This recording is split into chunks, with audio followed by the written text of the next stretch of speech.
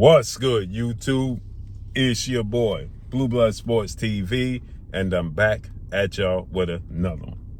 So as you see right there, the Golden Boy, Dela Hoya, founder of Golden Boy Promotions, 6th division champion, Olympic gold medalist, Dela Hoya, warns Congress that Dana White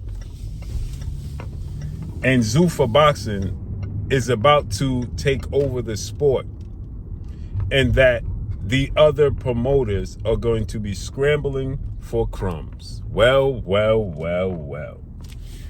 Dela Hoya admits that Dana White, if this law is passed, that they are going to take over the sport of boxing. And he's trying to mask it as if he's concerned for the fighters. The reality is, as I stated before, when they're talking about this Muhammad Ali Act, they're not concerned about the fighters. They are concerned about themselves. These sanction bodies, the 4 major sanction bodies, are not benefiting the fighters in the sport of boxing. They're subtracting from the sport of boxing. They're hurting the sport of boxing. Now, I get it, that the whole point of the Muhammad Ali Act is to be able to be transparent when you're a fighter, that they have to be able to show you, what the pot is ultimately for your services, right? So therefore, if they're gonna make $20 million off of a fight, they can't give you $250,000, right? They got to give you something that benefits based off of, they have to be fair, and they have to give you based off of their earnings. I get that. I understand that part. I'm all for that part. I don't want that part to go away.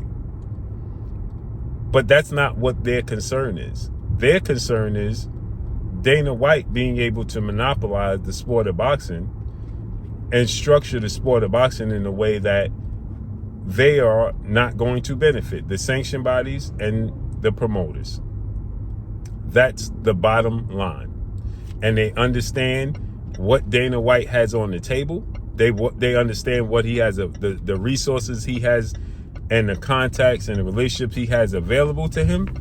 And they understand he's going to bring structure. It's not going to be the Wild Wild West anymore, right? It ain't going to be top heavy, because let's be real. Everybody's talking about, they don't pay this fighters. They don't pay that fighters, right? The UFC model, the way the fighters don't get paid. They rip off the fighters. Boxing is extremely top heavy. Miss me with it. It is extremely top heavy. If you are not viewed as or deemed to be a superstar or a cash cow, they don't want nothing to do with you. You ain't making no money. You ain't making no money. You don't have insurance. They throw you to the wolves. You're done. You ain't making no money. If you ain't the upper echelon in the sport of boxing, it's extremely top heavy. You ain't making no money.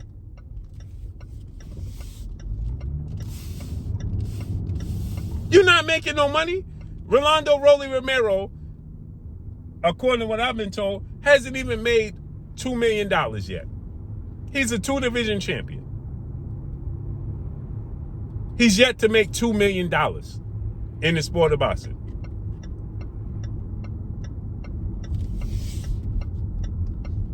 Right? So what are we talking about? Gerard Ennis just scratching the surface of making $3 million. And from what I'm hearing, that's not even true. So what big money are the fighters on the verge of losing? I'll wait. Because let's say Gerard Ennis and Rolly Romero do make it, right? What about the other fighters? When you look at Abdullah Mason, how much money you think Abdullah Mason is making?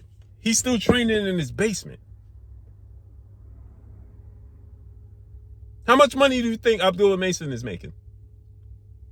How much money you think Keyshawn Davis is going to make to fight, this rematch with Nair Albright? You think he going to make $4 million? No. He ain't. He making this. How much money you think Nair Albright is making?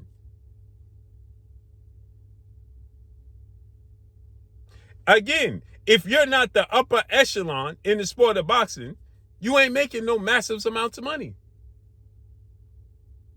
There is more pedestrian fighters, respectfully, than there is superstars by far.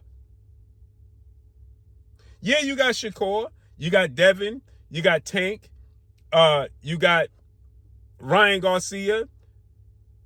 Tio told you he wasn't even making. He had to kick, claw, scratch, and scream and throw a tantrum to get 1.5 to fight Vasyl Lomachenko. I'm going to say it again. The biggest fight of his career, he had to kick, claw, and scratch, throw a tantrum to fight when he fought Lomachenko to get $1.5 million. And everybody's concerned talking about the UFC model and that the UFC rips fighters off. Boxing is ripping fighters off. I see Nico Ali Walsh. He was campaigning on behalf of his grandfather's name. How much money do you think Nico Ali Walsh is making?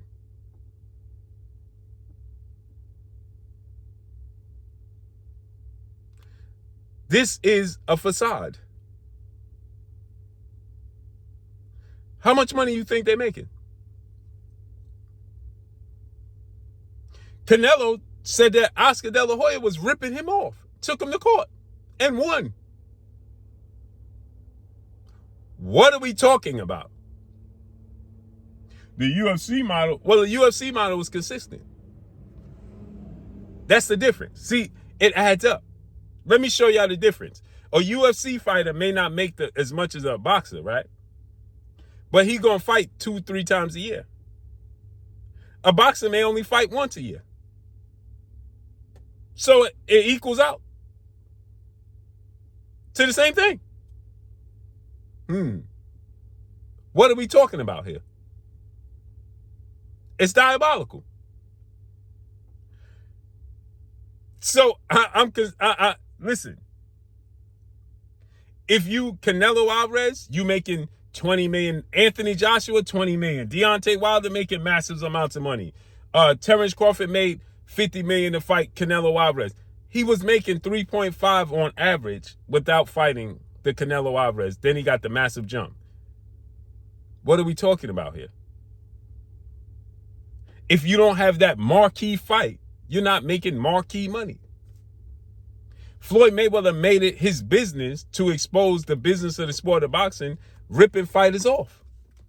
Now we concerned with Dana White coming in there and ripping fighters off?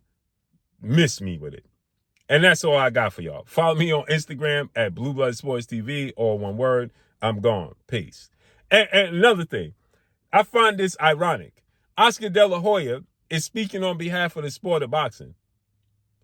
But he was the same one in the interview saying that how corrupt the sanction bodies is. Not too long ago. That we need to get away from the sanction bodies because they're corrupt and they're just taking money. He sat on a mainstream platform, I believe it was Stephen A. Smith, and told how corrupt the sport of boxing is. Now he's worried about Dana White coming in and changing stuff? Right. I'm gone. Peace.